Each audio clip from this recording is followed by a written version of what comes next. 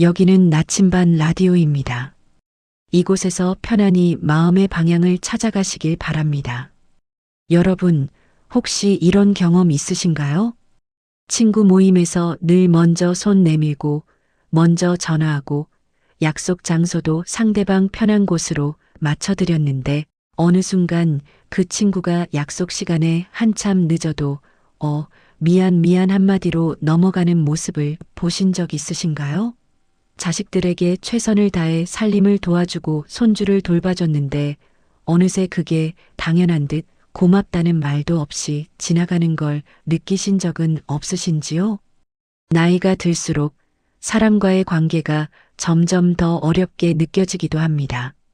예전엔 이렇게까지 신경 쓰지 않았는데 요즘은 누군가를 만나고 나면 마음 한구석이 불편하고 내가 뭔가 잘못했나 하는 생각이 들기도 하는 거죠.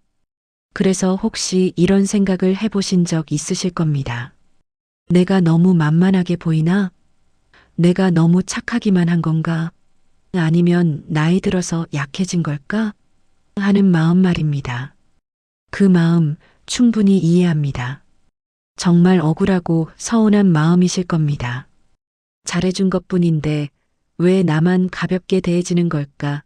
존중받고 싶은 건 욕심일까? 이런 혼란스러운 감정들이 마음속에서 맴돌고 있을 겁니다. 하지만 오늘 제가 여러분께 꼭 전해드리고 싶은 말이 있습니다. 문제는 여러분의 성격이 아니라는 점입니다. 나이가 들어서도 아니고 착한 게 잘못된 것도 절대 아닙니다. 진짜 문제는 말투와 태도의 작은 습관에 있습니다. 우리가 미처 알아채지 못한 채 반복해온 작은 습관들이 다른 사람들에게 무의식적으로 신호를 보내고 있었던 겁니다. 생각해 보십시오. 똑같이 친절한데 어떤 사람은 존중받고 어떤 사람은 가볍게 여겨지는 이유가 뭘까요? 똑같이 배려하는데 어떤 사람의 배려는 감사하게 받아들여지고 어떤 사람의 배려는 당연하게 여겨지는 건 왜일까요? 같은 말을 해도 어떤 사람의 말에는 무게가 실리고 어떤 사람의 말은 쉽게 흘러가는 이유는 무엇일까요? 바로 태도의 차이 때문입니다. 말의 내용이 아니라 말하는 방식에서, 행동의 의도가 아니라 행동의 습관에서 그 차이가 사람들에게 전혀 다른 인상을 심어주는 겁니다. 그렇다면 어떤 태도가 필요할까요? 사실 그리 복잡하지 않습니다. 오늘 이 시간 저는 여러분께 두 가지를 말씀드리려고 합니다. 첫째는 우리가 꼭 기억해야 할 5가지 태도입니다. 만만해 보이지 않으면서도 따뜻함을 잃지 않는 어른의 모습, 그것을 만드는 5가지 작은 습관들을 함께 살펴보겠습니다. 그리고 둘째는 오히려 조심해야 할 3가지입니다. 좋은 의도로 하는 행동인데 역효과를 내는 경우들, 무의식 중에 우리가 반복하고 있지만 사실은 존중을 깎아내리는 3가지 습관들도 함께 짚어보려 합니다. 이것은 기술이 아닙니다. 누군가를 조종하거나 멀리하라는 이야기도 아니고 이것은 태도에 관한 이야기입니다. 이미 충분히 좋은 사람인 여러분이 그 좋음을 지키면서도 가볍게 보이지 않는 방법에 대한 것입니다. 강해지라는 게 아닙니다. 차가워지라는 것도 아니고 그저 여러분이 가진 품격을 지금보다 조금 더 선명하게 드러내는 방법을 말씀드리려는 겁니다. 나이 들면 약해지는 것이 아니라 정제되는 것입니다. 여러분은 어떠신가요? 여러분의 이야기도 댓글로 나눠주세요. 여러분의 이야기가 누군가에겐 큰 위로가 될 것입니다. 오늘 이 시간을 통해 여러분이 그동안 쌓아온 삶의 무게를 관계 속에서 조용히 보여줄 수 있는 방법을 함께 찾아가겠습니다. 그럼 지금부터 첫 번째 이야기부터 시작하겠습니다. 지난주 목요일 오후 복지관 2층 음악실에서 있었던 일입니다. 71세 이순자 씨는 작년부터 복지관 노래교실에 다니고 계십니다. 수업이 끝나고 쉬는 시간, 사람들이 모여 앉아 담소를 나누고 있었습니다. 누군가 요즘 뭐 재미있는 거 있으세요? 라고 물었습니다. 순자 씨가 밝은 표정으로 말문을 열었습니다. 저요? 아, 저 요즘 손주 돌보느라 바빠요. 딸아이가 직장 다니잖아요. 그래서 제가 평일에 애 봐주거든요. 근데 요즘 애들 키우기가 얼마나 힘든지 아세요? 예전하고 완전 달라요. 제가 애 키울 땐 그냥 밥 먹이고 재우면 됐는데 요즘은 뭐 놀이교육이니 오감 발달이니 TV도 못 보여주고 핸드폰도 안 된대요. 그래서 제가 도서관을 매일 가요. 우리 동네에 있는 그 도서관 있잖아요. 지하철 타고 2정거장 가면 나오는데 거기 어린이 열람실이 있는데 15분이 지났습니다. 처음엔 고개를 끄덕이던 사람들의 시선이 하나둘 창밖으로 핸드폰으로 옮겨갔습니다.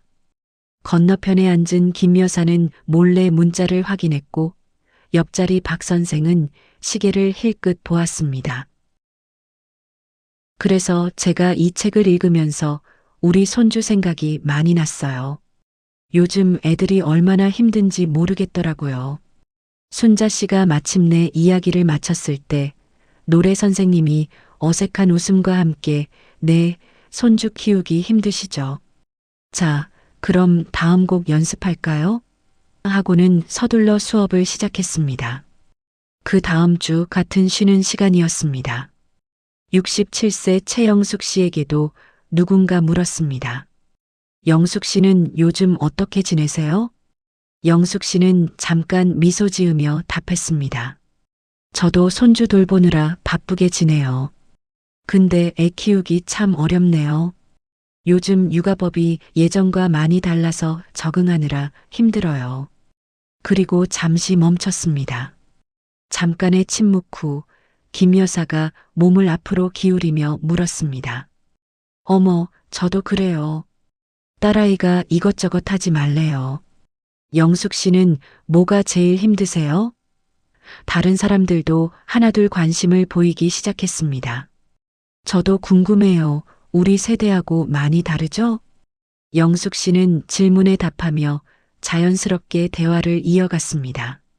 같은 손주 이야기였는데 왜 반응이 이렇게 달랐을까요?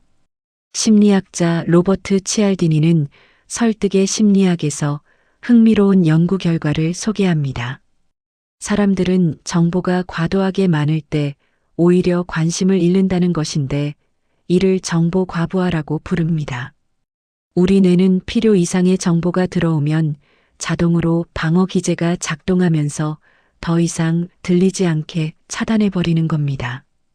반대로 정보가 적당히 제한되어 있을 때는 호기심이 생기면서 더 알고 싶다는 욕구가 생기는 거죠. 또 다른 연구에서는 대화의 여백이 상대방에게 주는 영향을 조사했습니다. 말을 적게 하고 여백을 남기는 사람은 신중하고 무게감 있는 사람으로 인식되었고 반면 모든 것을 설명하려는 사람은 불안하거나 인정받고 싶어 하는 사람으로 보였습니다. 우리는 왜 말을 길게 할까요? 이유는 간단합니다. 내 이야기가 중요하다는 걸 증명하고 싶고 더 정확하게 전달하고 싶어서입니다. 오해받고 싶지 않은 마음도 있습니다. 하지만 아이러니하게도 말이 길어질수록 메시지는 희석되고 핵심은 사라지며 부연 설명만 남게 됩니다. 그리고 상대방은 무의식 중에 이 사람은 내가 이해하지 못할까봐 불안해하는구나 혹은 인정받고 싶어서 애쓰는구나 이렇게 느끼게 됩니다. 만만해 보이지 않는 사람들은 말을 아끼고 다 설명하지 않습니다. 핵심만 전하고 멈추는 거죠. 그리고 그 여백 속에서 오히려 말의 무게가 만들어집니다. 이것은 상대를 무시하는 게 아니라 오히려 상대를 존중하는 겁니다.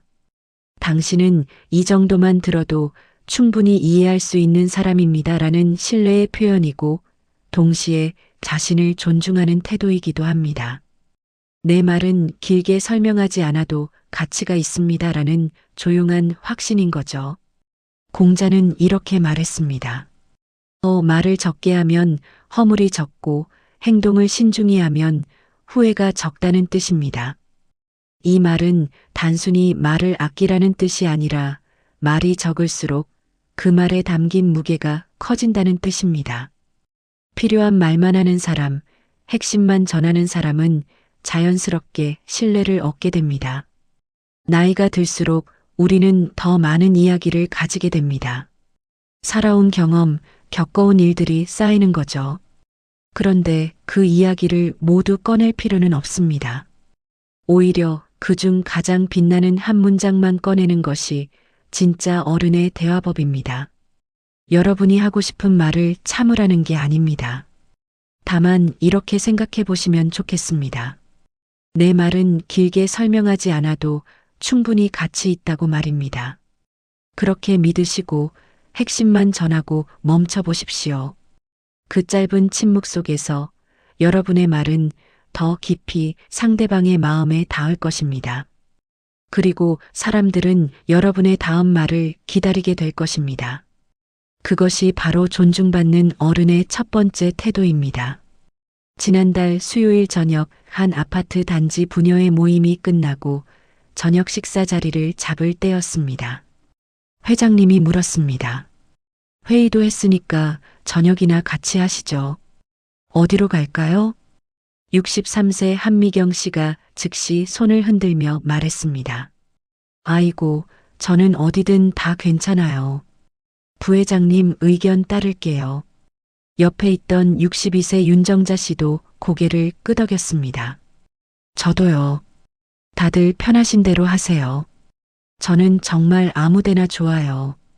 결국 회장님이 아파트 앞 한정식집을 선택했고 7명이 함께 자리를 잡았습니다. 그런데 음식이 나오자 분위기가 묘하게 바뀌었습니다. 미경 씨가 젓가락질을 하다 말고 중얼거렸습니다. 어머, 여기 좀 시끄럽네. 옆 테이블에서 회식하나 봐요. 말소리가 너무 커. 정자 씨도 반찬을 집으며 거들었습니다. 간이 좀 센데? 나 요즘 혈압약 먹는데 짠 거 조심하라고 의사가 그랬거든. 식사 내내 주차하는데 한참 걸렸어요. 여기 화장실이 어디예요? 찾기 힘들더라 하는 말들이 이어졌습니다. 반면 66세 서미숙 씨는 처음 장소를 정할 때 분명히 말했습니다. 저는 조용한 곳이 좋아요. 목소리 큰 데 가면 다음날 머리가 아파서요. 회장님이 미경 씨는요? 하고 물었지만 결국 한정식집으로 결정되었습니다. 식사 내내 미숙 씨는 불편한 기색이 전혀 없었습니다. 담소를 나누고 음식을 권하고 마지막에는 오늘 수고 많으셨어요 하며 활짝 웃었습니다. 본인 의견대로 되지 않았지만 이미 자기 의견을 밝혔기에 개운했던 겁니다. 다음 모임 때 회장님은 미숙 씨에게 먼저 물었습니다. 미숙 씨, 이번엔 어디가 좋으세요? 미경 씨와 정자 씨에게는 묻지 않았습니다. 어차피 어디든 좋다고 할 게 뻔했으니까요. 하버드 대학의 심리학 연구팀은 자기 일관성에 관한 흥미로운 실험을 진행했습니다. 연구진은 피험자들에게 여러 상황에서 선택을 하게 한 뒤 그들의 선택 패턴을 관찰했는데요. 결과는 놀라웠습니다. 자기 기준이 분명하고 일관된 선택을 하는 사람들이 타인으로부터 더 높은 신뢰를 받았습니다. 심지어 그들의 선택이 다수와 달라도 상관이 없었습니다. 오히려 자기만의 기준이 있는 사람으로 인식되며 존중받았던 겁니다. 반대로 상황에 따라 의견이 자주 바뀌거나 아무거나 좋다고 말하는 사람들은 신뢰도가 낮게 나왔습니다. 사람들은 무의식 중에 이 사람은 자기 생각이 없구나, 혹은 눈치만 보는 사람이구나, 이렇게 판단했던 거죠. 많은 분들이 착각하십니다. 내 의견을 말하면 까다로운 사람으로 보일까봐, 다른 사람들과 다르면 튀어 보일까봐 이렇게 걱정하시는 거죠. 그래서 다 좋아요, 아무거나 괜찮아요 라고 말하는 게 겸손하고 배려심이 있는 거라고 생각하십니다. 하지만 실제로는 정반대입니다. 자기 기준이 없어 보이는 사람은 다른 사람에게 부담을 줍니다. 왜냐하면 상대방이 모든 결정을 책임져야 하기 때문이고 결정이 잘못되었을 때 돌아오는 불평은 결국 결정한 사람의 몫이 되기 때문입니다. 반면 자기 기준을 분명히 말하는 사람은 상대방에게 안정감을 줍니다. 이 사람은 자기가 원하는 게 뭔지 아는 사람이구나, 함께 결정하는 파트너구나 하는 신뢰가 생기는 거죠. 더 중요한 것은 자기 기준을 가진 사람은 결과에 대해서도 담담하다는 점입니다. 자기 의견대로 되지 않아도 불평하지 않습니다. 왜냐하면 이미 자기 의견을 밝혔고 그것을 존중받았든 안 받았든 과정에 참여했기 때문입니다. 만만해 보이지 않는 사람은 자기 기준이 분명합니다. 크게 주장하지 않지만 조용히 유지하는 거죠. 그리고 그 일관성이 신뢰를 만듭니다. 철학자 에픽테토스는 이렇게 말했습니다.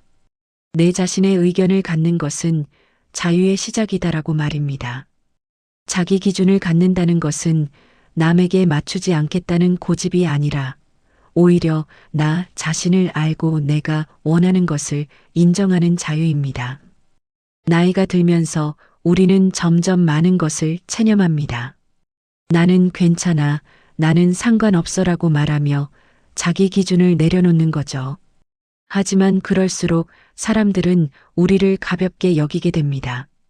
자기 기준을 가진다는 것은 내 삶에 대한 주인의식입니다. 그리고 그 주인의식이 바로 존중의 출발점입니다. 여러분께 부탁드립니다. 다음번에 누군가 어떻게 할까요? 라고 물으면 다 좋아요라고 답하기 전에 잠깐 멈춰 보십시오. 그리고 솔직하게 말해 보십시오. 저는 이게 좋아요라고 말입니다. 크게 주장하지 않아도 되고 강요하지도 마십시오. 그저 조용히 분명하게 여러분의 기준을 밝혀보십시오. 그 작은 용기가 여러분을 만만한 사람에서 존중받는 어른으로 바꾸어 놓을 것입니다. 자기 기준을 가진 사람은 쉽게 흔들리지 않습니다. 그리고 그 안정감이 바로 품격입니다. 복지관 2층 화요일 오전 10시 서예 강좌 시간입니다. 68세 조명희 씨는 석 달째 서예를 배우고 계십니다. 선생님이 명희 씨 책상 앞에 멈춰서더니 작품을 들여다보았습니다. 오, 이번 주는 획이 많이 좋아지셨네요. 필압이 안정적이에요. 명희 씨의 얼굴이 환해졌습니다. 정말요? 어머, 선생님. 제가 이번 주에 유튜브로도 연습 영상 보면서 따라했거든요. 옆자리 수강생에게 팔꿈치로 툭 치며 말했습니다. 언니 들었어? 선생님이 나 칭찬하셨어. 휴식 시간에는 다른 사람들에게도 선생님이 내 글씨 좋아졌대. 라며 여러 번 반복했습니다. 그런데 다음 주 선생님이 명희 씨의 작품을 보고는 고개를 살짝 갸웃했습니다. 이번엔 좀 삐뚤어졌네요. 자세를 다시 한번 확인해 보세요. 명희 씨의 표정이 확 어두워졌습니다. 아이고, 제가 이번 주는 손이 떨려서 그래요. 나이 먹으니까 집중이 안 되네. 붓을 내려놓으며 한숨을 쉬었습니다. 역시 제 주제의 서예는 무리였나 봐. 그날 수업은 계속 풀이 죽어 있었습니다. 반면 65세 김영자 씨는 달랐습니다.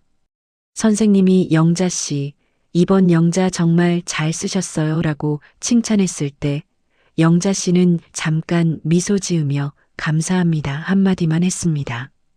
그리고 다시 붓을 잡고 다음 글자를 연습했습니다. 일주일 후 선생님이 영자 씨, 오늘은 가로획이 좀 약하네요. 이렇게 한번 해보세요 하며 시범을 보였습니다. 영자 씨는 고개를 끄덕이며 네, 다시 써보겠습니다 하고는 묵묵히 연습을 반복했습니다. 칭찬받았을 때처럼 특별히 기뻐하지도 지적받았을 때 특별히 상심하지도 않았습니다. 석 달 뒤 복지관에서 수강생 작품 전시회를 열었습니다. 선생님이 전시 작품을 선정하면서 영자 씨를 불렀습니다. 영자 씨, 이번 전시회에 선생님이 영자 씨 작품 2점 걸고 싶은데 괜찮으세요? 명희 씨는 왜 자기는 안 뽑혔는지 섭섭해하며 구석에서 입술을 깨물었습니다. 스탠퍼드 대학의 캐롤 드웩 교수는 성장 마인드셋 연구에서 중요한 발견을 했습니다. 칭찬에 지나치게 반응하는 사람은 실패를 두려워하게 되고 반대로 비판에 과도하게 반응하는 사람은 시도 자체를 포기한다는 것을 밝혀냈습니다. 연구진은 두 그룹에게 다른 피드백을 주었습니다. 한 그룹에게는 똑똑하네요 라고 능력을 칭찬했고 다른 그룹에게는 노력했네요 라고 과정을 인정했는데요. 결과는 놀라웠습니다. 능력을 칭찬받은 그룹은 다음 도전에서 쉬운 과제만 선택했습니다. 칭찬받았던 이미지를 잃을까봐 두려웠던 거죠. 반면 과정을 인정받은 그룹은 더 어려운 과제에 도전했습니다. 즉, 칭찬과 평가에 휘둘리는 사람은 외부의 시선에 갇히게 되고 평가와 분리된 사람은 자기 성장에 집중하게 되는 겁니다. 왜 칭찬에 들뜨고 비판에 상처받을까요? 그것은 우리가 타인의 평가를 통해 자기 가치를 확인하려 하기 때문입니다. 칭찬받으면 내가 괜찮은 사람이구나, 지적받으면 내가 부족한 사람이구나 라고 느끼는 거죠. 하지만 이런 태도는 우리를 불안하게 만듭니다. 칭찬받기 위해 애쓰게 되고 지적받지 않으려고 움츠러들게 되는 겁니다. 그리고 타인의 평가에 따라 기분이 오르락 내리락 합니다. 이런 모습은 자신감 없어 보이고 결국 만만해 보이는 거죠. 만만해 보이지 않는 사람은 칭찬과 평가를 분리합니다. 칭찬받아도 감사합니다 정도로 받아들이고 지적받아도 알겠습니다 하고 받아들입니다. 감정적으로 휘둘리지 않는 거죠. 왜냐하면 그들은 이미 알고 있기 때문입니다. 칭찬은 격려일 뿐 내 가치의 증명이 아니고 지적은 조언일 뿐 내 존재의 부정이 아니라는 것을 말입니다. 그리스 철학자 에픽테토스는 이렇게 말했습니다. 타인의 칭찬에 기뻐하지 말라. 그것은 내가 아직 내 자신의 판단을 신뢰하지 못한다는 증거다라고 말입니다. 이 말은 냉정하게 들릴 수 있지만 사실은 깊은 자유를 담고 있습니다. 칭찬에 들뜨지 않는다는 것은 냉담한 게 아니라 자기 중심이 잡혀 있다는 뜻이고 나이가 들수록 우리는 더 많은 칭찬과 더 많은 평가를 받게 됩니다. 손주들의 칭찬, 자식들의 평가, 친구들의 의견이 들려오는 거죠. 그 모든 것에 일희일비하면 우리는 흔들립니다. 하지만 그것들과 내 가치를 분리할 수 있을 때 우리는 비로소 흔들리지 않는 어른이 됩니다. 여러분, 다음번에 누군가 여러분을 칭찬하거든 크게 기뻐하는 대신 조용히 감사합니다라고만 말해 보십시오. 그리고 누군가 여러분을 지적하거든 변명하는 대신 알겠습니다라고만 말해 보십시오. 그렇게 담담하게 받아들이는 여러분의 모습을 사람들은 성숙하다고 느낄 것입니다. 흔들리지 않는다고 느낄 것이고 그 안정감이 바로 존중입니다. 칭찬에도 비판에도 흔들리지 않는 것, 그것이 나이든 어른이 가질 수 있는 가장 큰 힘입니다. 매주 목요일 아침 7시 동네 공원에서 만나는 산책 모임이 있습니다. 지난주 목요일 72세 박순덕 씨가 나오지 않았습니다. 금요일 아침 순덕 씨가 평소처럼 공원 벤치에 앉아 있자 몇 분이 다가와 물었습니다. 순덕 씨, 어제 어디 갔었어요? 혹시 어디 아프세요? 순덕 씨는 얼굴이 약간 붉어지며 대답했습니다. 아, 어제요? 사실은요, 둘째 딸아이가 갑자기 전화를 해서요. 친정엄마 얼굴 보고 싶대요. 그래서 아침 일찍 부산으로 내려갔다 왔어요. KTX로 갔는데 새벽 6시 기차였거든요. 그러니까 5시에 일어나야 하잖아요. 근데 전날 밤에 잠을 제대로 못 잤어요. 딸애가 요즘 직장에서 스트레스를 많이 받나 봐요.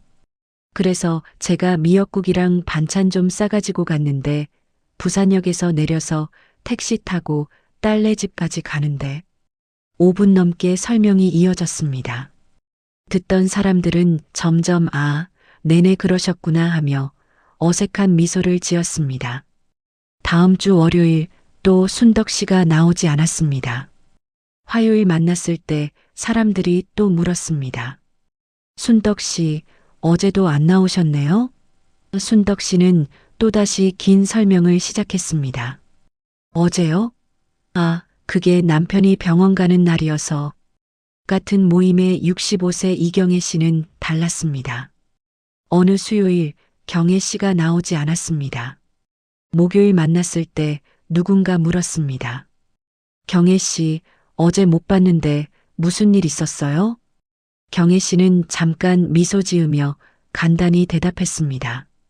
개인적으로 급한 일이 생겨서요. 그리고는 자연스럽게 화제를 돌렸습니다. 오늘 날씨 정말 좋네요. 은행나무 단풍 예쁘죠? 아무도 더 묻지 않았습니다. 모두 그랬구나 하고 자연스럽게 산책을 계속했습니다. 한 달쯤 지났을 때 모임에서 작은 사건이 있었습니다.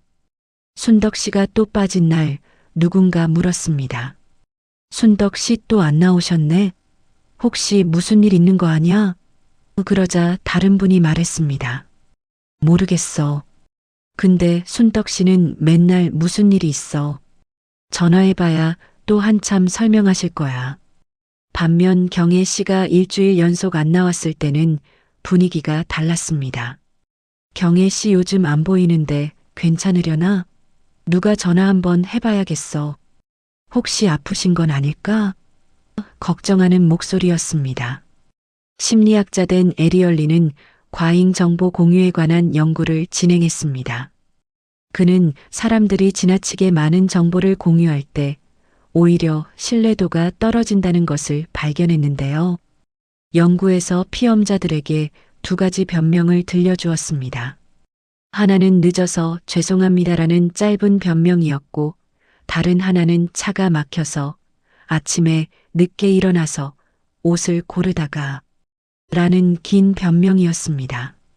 결과적으로 사람들은 짧은 변명을 한 사람을 더 신뢰했습니다.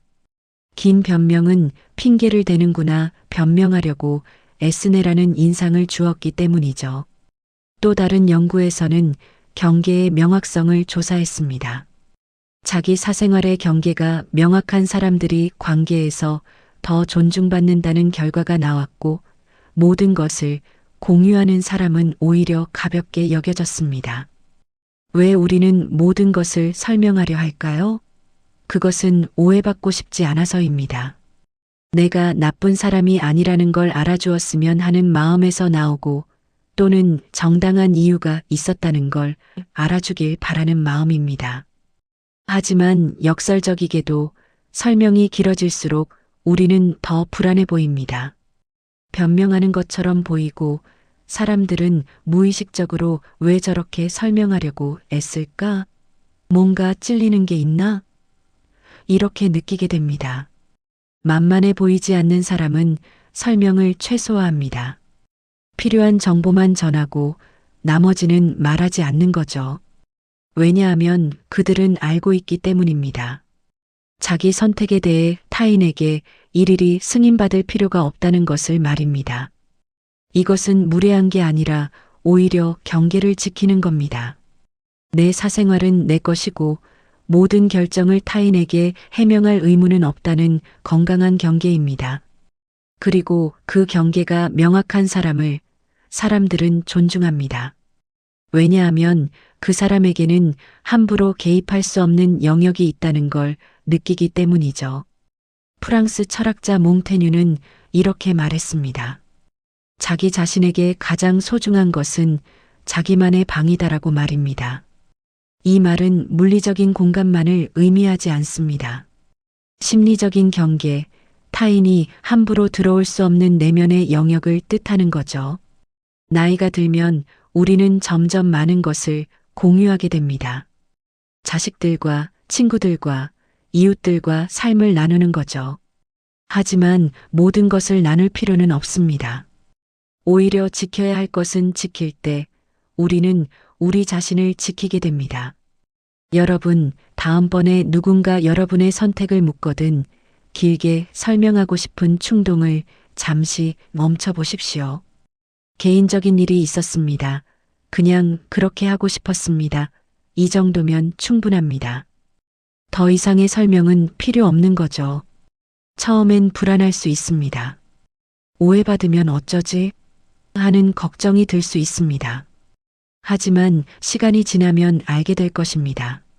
설명하지 않아도 괜찮은 사람으로 남을 수 있다는 것을, 그리고 그렇게 경계를 지키는 여러분을 사람들은 더 존중하게 될 것입니다. 한 아파트 단지에 두 분이 같은 날 이사를 왔습니다.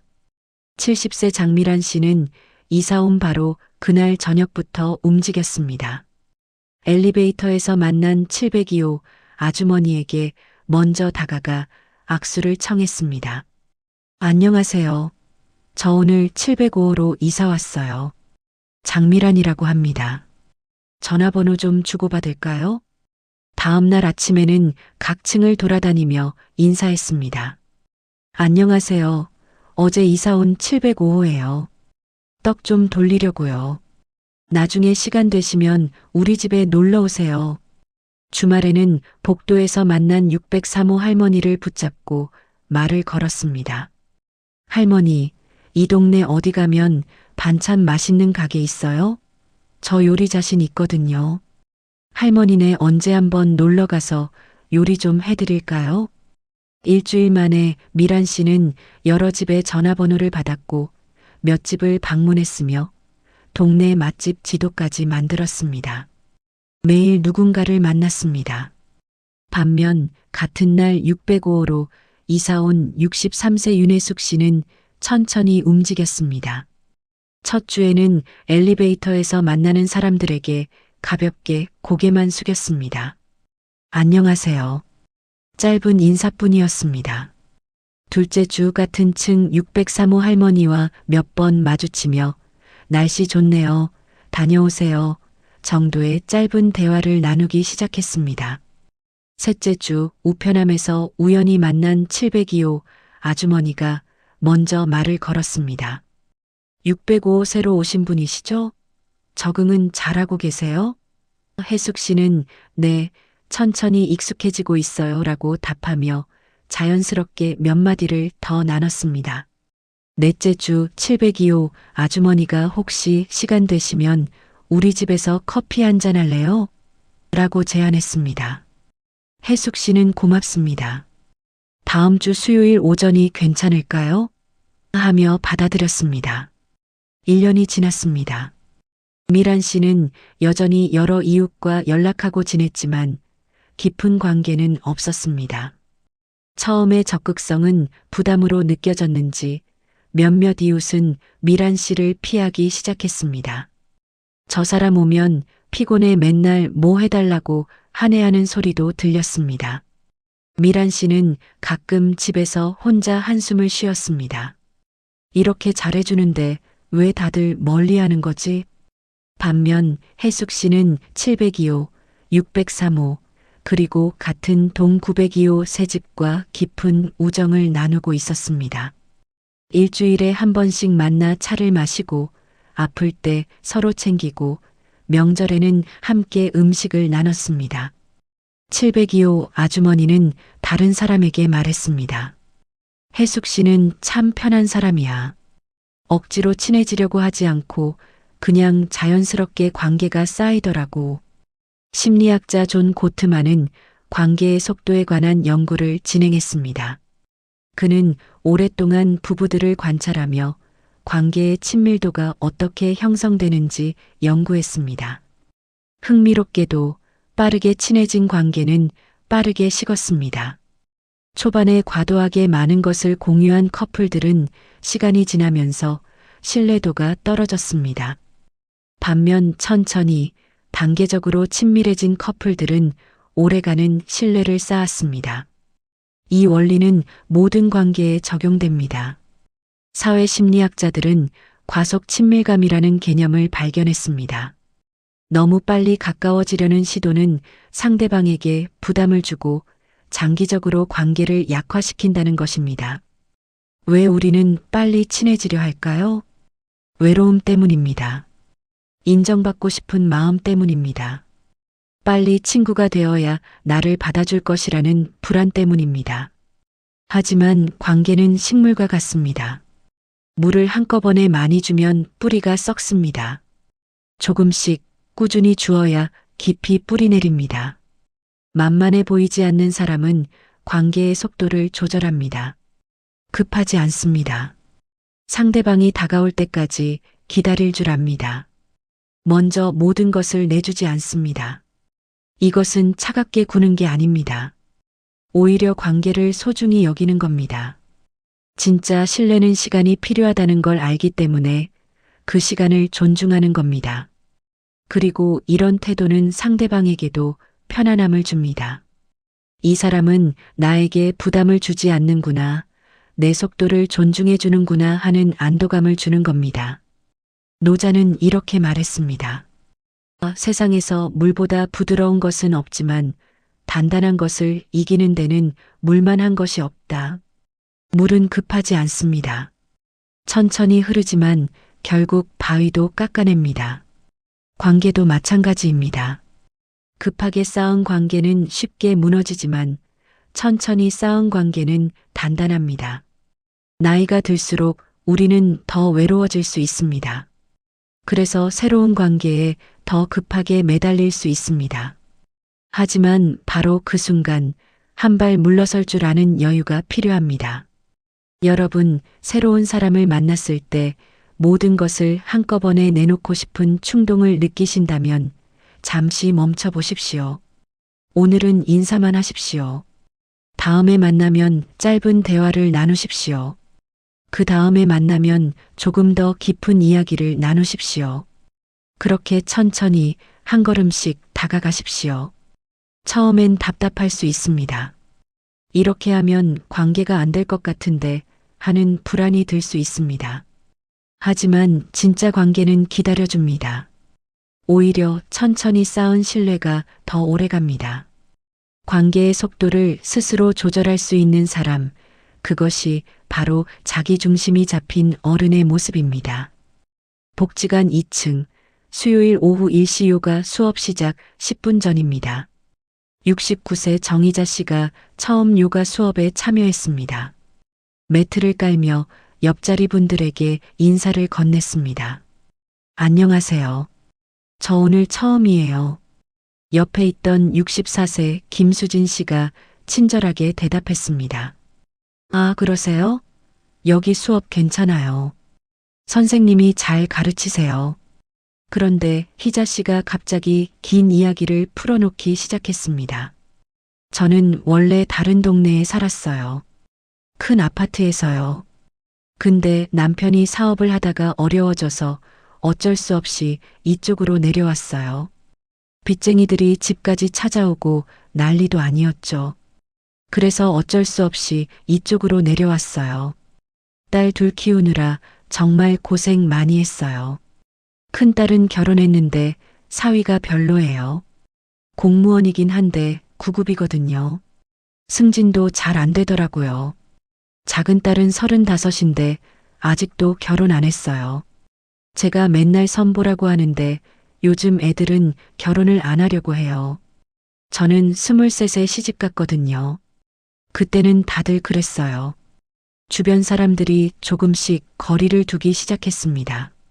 수진 씨는 어색하게 웃으며 아, 네. 하고는 다른 쪽으로 몸을 돌렸습니다. 앞자리 분은 핸드폰을 보기 시작했습니다. 남편은 지금 당뇨에 고혈압까지 있어서 제가 혼자 다 챙겨야 해요. 약도 3가지씩 먹어요. 병원비만 한 달에 얼마나 나가는지 몰라요. 제 허리도 안 좋은데 누가 저는 안 챙겨주고.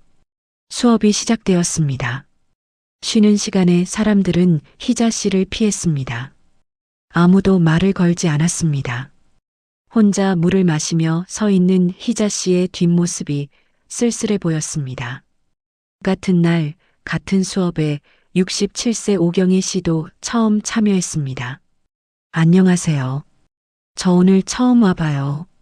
잘 부탁드려요. 경희 씨는 짧게 인사했습니다. 옆자리 수진 씨가 물었습니다. 어디 사세요? 이 동네 산지 3년 됐어요. 요가는 처음인데 잘할 수 있을지 모르겠네요. 괜찮아요. 처음엔 다 그래요. 천천히 하시면 돼요. 자연스러운 대화였습니다. 수업이 끝난 후 수진 씨를 포함한 몇 분이 경희 씨에게 다가왔습니다. 다음 주에도 오실 거예요? 여기 수업 끝나고 커피 마시러 가는데 같이 가실래요? 경희 씨는 따뜻하게 받아들여졌습니다. 반면 희자 씨는 수업 후에도 혼자였습니다. 복도에서 희자 씨가 지나간 뒤 누군가 작은 목소리로 말했습니다. 처음 보는 사람한테 무슨 얘기를 저렇게 많이 해. 부담스러워 죽겠네. 하버드 대학의 심리학자들은 자기 노출의 적정성에 관한 연구를 진행했습니다. 연구진은 처음 만난 사람들에게 다양한 수준의 개인 정보를 공유하게 한 뒤 서로에 대한 인상을 평가하게 했는데요. 결과는 명확했습니다. 적절한 수준의 정보를 공유한 사람들이 가장 호감도가 높았습니다. 반면 과도하게 깊은 개인사를 공유한 사람들은 불안정해 보인다, 경계가 없다, 부담스럽다는 평가를 받았습니다. 특히 흥미로운 점은 지나친 자기 노출이 상대방으로 하여금 이 사람을 도와줘야 하나? 혹은 이 사람과 엮이면 힘들겠다는 부담감을 준다는 것이었습니다. 동정심을 유발하지만 존중은 잃게 되는 거죠. 왜 우리는 처음 만난 사람에게 인생사를 풀어놓을까요? 공감받고 싶어서입니다. 나도 힘들게 살아왔다는 걸 알아주면 좋겠다. 내 고생을 인정받고 싶다는 마음이고 또는 내 이야기를 나누면 친해질 수 있을 것이라는 기대입니다. 하지만 역설적이게도 인생사를 너무 빨리 공유하면 관계는 오히려 멀어집니다. 왜냐하면 상대방은 아직 여러분을 알지 못하는데 갑자기 무거운 짐을 받아든 느낌이 들기 때문이죠. 만만해 보이지 않는 사람은 자기 이야기를 함부로 풀어놓지 않습니다. 필요한 만큼만 적절한 시기에만 나누는 거죠. 왜냐하면 그들은 알고 있기 때문입니다. 자기 인생의 무게는 쉽게 나눌 수 있는 게 아니라는 것을 말입니다. 더 중요한 것은 인생사를 함부로 나누지 않는 것이 자기 자신을 지키는 일이라는 점입니다. 내 고통, 내 슬픔, 내 상처는 소중합니다. 그것을 아무에게나 보여주는 것은 그 소중함을 훼손하는 일입니다. 독일 철학자 니체는 이렇게 말했습니다. 깊이 있는 사람은 자기 경험을 가면처럼 쓴다라고 말입니다. 이 말은 감추라는 뜻이 아니라 오히려 자기 내면을 보호하라는 뜻입니다. 모든 사람이 내 깊은 곳을 볼 필요는 없다는 거죠. 나이가 들면 우리는 많은 이야기를 가지게 됩니다. 힘들었던 순간들, 아팠던 기억들, 극복해온 과정들이 쌓이는 거죠. 하지만 그 모든 이야기를 나눌 필요는 없습니다. 오히려 그것을 간직할 줄 아는 것이 품격입니다. 여러분, 다음번에 새로운 사람을 만났을 때 인생사를 풀어놓고 싶은 충동이 든다면 잠시 멈춰 보십시오. 오늘은 가벼운 이야기만 하시고 날씨, 취미, 요즘 관심사 정도면 충분합니다. 깊은 이야기는 나중에 진짜 신뢰가 쌓였을 때 나누어도 늦지 않습니다. 여러분의 인생은 귀합니다. 그 귀한 이야기를 아무에게나 나누지 마시고 진짜 들어줄 사람, 진짜 이해해줄 사람을 기다리십시오.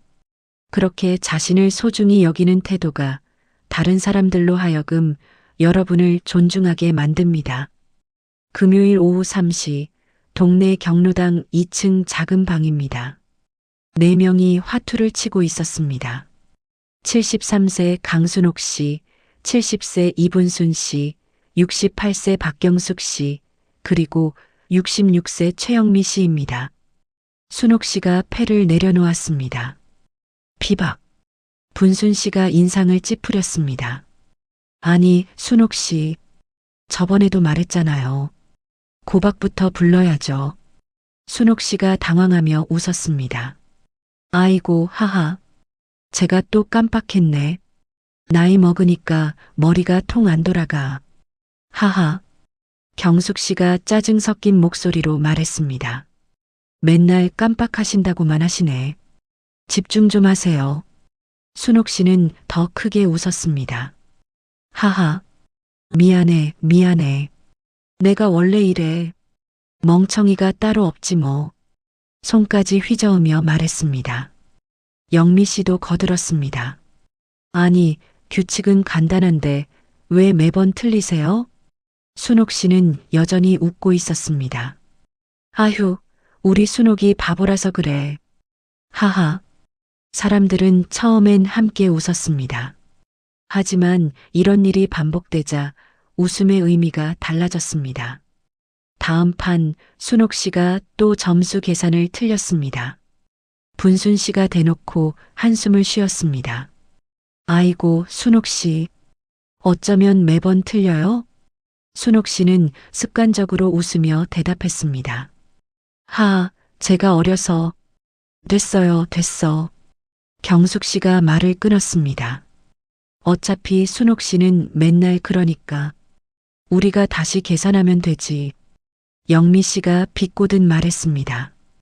에이, 순옥 씨 없으면 우리가 얼마나 편할까. 그 순간 순옥 씨의 웃음이 멈췄습니다. 입가에는 여전히 웃음이 걸려 있었지만 눈빛은 달랐습니다. 하지만 곧 다시 하하 웃으며 넘어갔습니다. 1시간 뒤 같은 경로당 다른 방에서도 화투판이 벌어졌습니다. 이번엔 4명 중 71세 한정숙 씨가 실수를 했습니다. 패를 잘못 냈습니다. 옆자리 할머니가 지적했습니다. 정숙 씨, 저건 먼저 내면 안 되는데? 정숙 씨는 웃지 않았습니다. 진지한 표정으로 고개를 숙였습니다. 죄송합니다. 제가 실수했네요. 다시 하겠습니다. 괜찮아요. 천천히 하세요. 몇 판 뒤 정숙 씨가 또 헷갈려 하자 다른 분이 말했습니다. 정숙 씨, 이거 규칙이 좀 헷갈리시죠? 제가 한 번 더 설명해 드릴까요? 정숙 씨는 고개를 끄덕였습니다. 네, 부탁드립니다. 제가 제대로 배워서 다음엔 실수 안 하도록 하겠습니다. 사람들은 친절하게 규칙을 다시 설명해 주었습니다. 정숙 씨는 진지하게 듣고 메모까지 했습니다. 한 달 뒤 순옥 씨는 화투 모임에 초대받지 못했습니다. 순옥 씨는 항상 실수하고 웃고 넘어가잖아. 게임이 제대로 안 돼. 누군가 그렇게 말했습니다. 반면 정숙 씨는 여전히 환영받았습니다.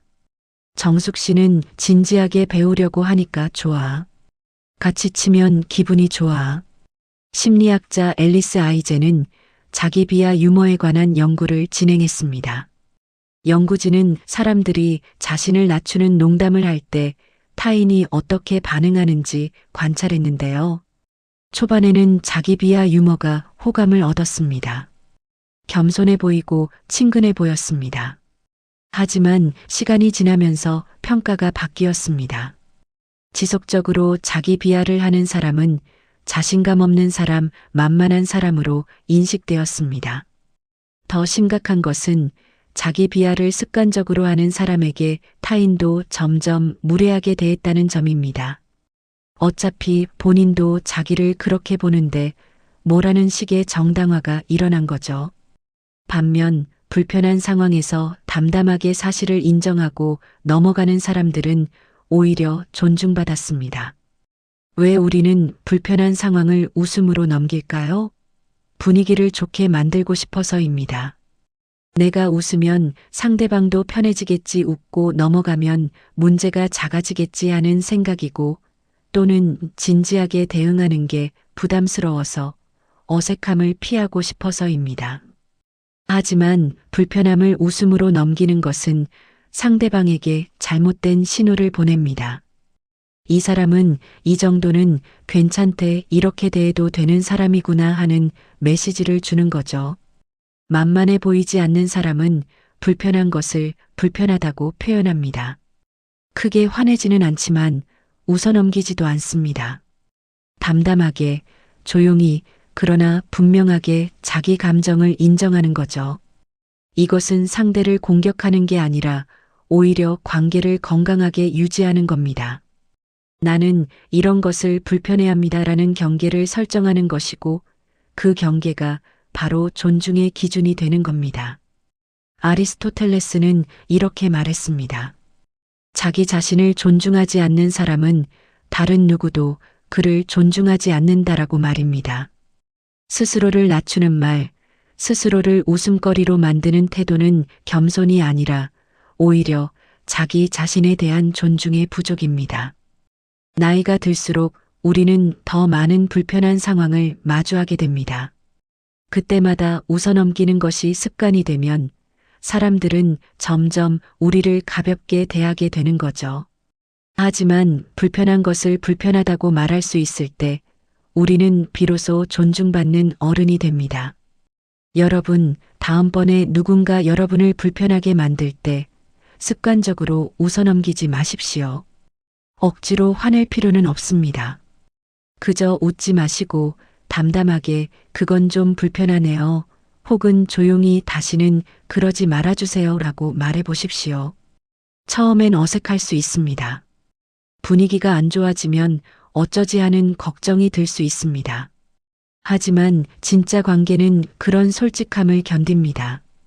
오히려 여러분이 웃지 않고 진지하게 반응할 때 상대방은 아, 진짜 불편하셨구나 하고 알게 되고 그렇게 자신을 지키는 여러분의 모습을 사람들은 존중하게 될 것입니다.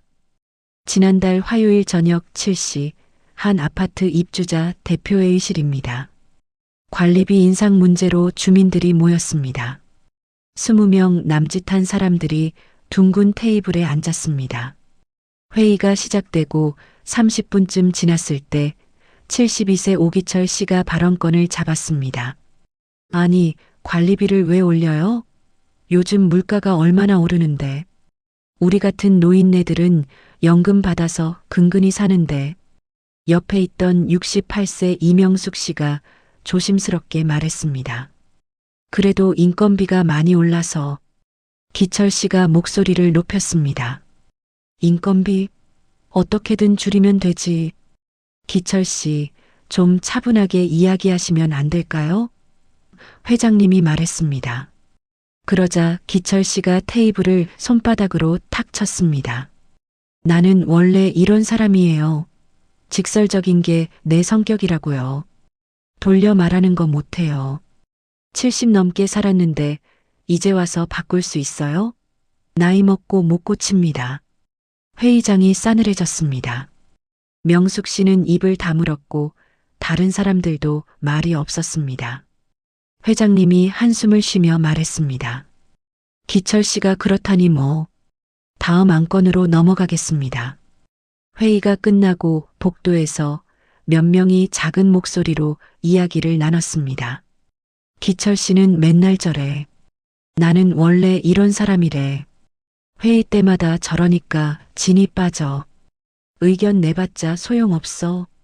다음부터 기철 씨 빼고 따로 모이는 게 낫겠어.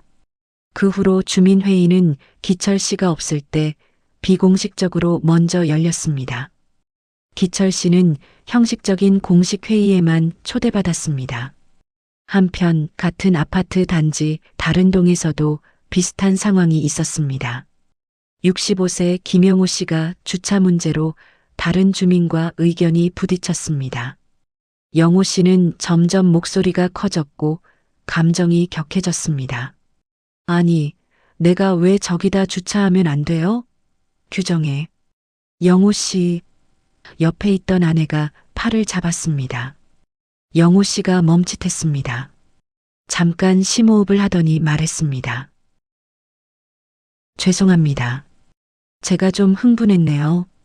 손으로 이마를 짚으며 말을 이었습니다. 잠깐 정리하고 다시 말씀드리겠습니다. 회의실의 분위기가 부드러워졌습니다. 상대방도 자세를 고쳐 앉았습니다. 아니에요. 저도 좀 강하게 말했나 봅니다. 영호 씨가 차분하게 다시 말문을 열었습니다.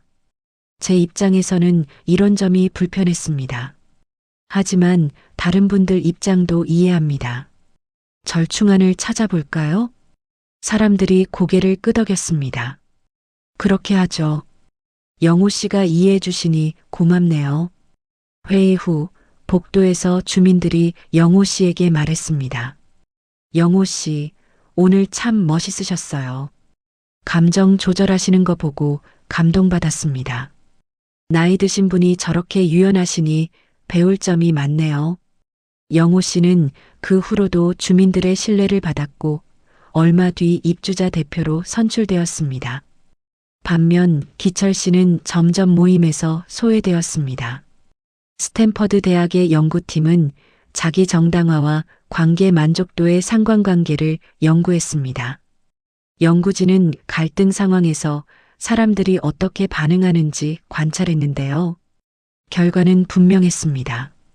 나는 원래 이래, 이게 내 성격이야 라고 말하며 자기 행동을 정당화하는 사람들은 관계 만족도가 가장 낮았습니다. 그들의 파트너나 친구들도 마찬가지로 낮은 만족도를 보였습니다. 왜일까요? 나는 원래 이래라는 말은 사실상 나는 바뀔 생각이 없어라는 선언이기 때문입니다. 이것은 상대방에게 내가 참아라는 메시지를 보내는 것과 같은 거죠. 반면 자기 행동을 인정하고 개선하려는 의지를 보이는 사람들은 높은 신뢰를 얻었습니다. 완벽하게 바뀌지 않아도 노력하고 있다는 태도 자체가 존중받았습니다. 왜 우리는 나는 원래 이런 사람이라고 말할까요? 변화가 두려워서입니다. 나이 들어서 어떻게 바꿔 이제 와서 뭘 바꾸겠어 하는 체념이고 또는 방어 기제입니다. 자기 행동이 잘못되었다는 걸 인정하기 싫어서 이게 내 성격이니까 어쩔 수 없다고 정당화하는 거죠. 하지만 이 말은 가장 무례한 말 중 하나입니다. 왜냐하면 이것은 나는 너를 위해 노력하지 않겠다는 선언이기 때문입니다. 관계에서 손을 떼는 것과 같은 거죠. 만만해 보이지 않는 사람은 나는 원래 이런 사람이라고 말하지 않습니다. 대신 제가 그랬네요. 조심하겠습니다라고 말합니다. 완벽하게 바뀌지 못해도 노력하는 모습을 보이는 거죠. 왜냐하면 그들은 알고 있기 때문입니다. 나이 듦은 고정됨이 아니라 성숙함이라는 것을, 진짜 어른은 여전히 배우고 여전히 나아지는 사람이라는 것을 말입니다. 그리스 철학자 헤라클레이토스는 이렇게 말했습니다. 같은 강물에 두 번 발을 담글 수 없다. 강물은 끊임없이 흐르고 우리 또한 변한다라고 말입니다. 변화는 선택이 아니라 삶의 본질입니다. 우리는 매 순간 변하고 있습니다. 문제는 우리가 그 변화를 거부할 때입니다. 나는 원래 이런 사람이라는 말은 사실이 아닙니다. 우리는 10년 전과 다르고 1년 전과도 다릅니다. 변화를 거부하는 것은 성장을 거부하는 것이고 그것은 곧 삶을 거부하는 것입니다. 나이가 들수록 우리는 더 유연해질 수 있습니다. 더 지혜로워질 수 있는 거죠. 그 가능성을 스스로 포기하지 마십시오. 여러분, 다음번에 누군가 여러분의 행동에 대해 지적할 때 나는 원래 이런 사람이라고 방어하고 싶은 충동을 느끼신다면 잠시 멈춰 보십시오. 그리고 이렇게 말해 보십시오. 제가 그랬네요. 주의하겠습니다라고 말입니다.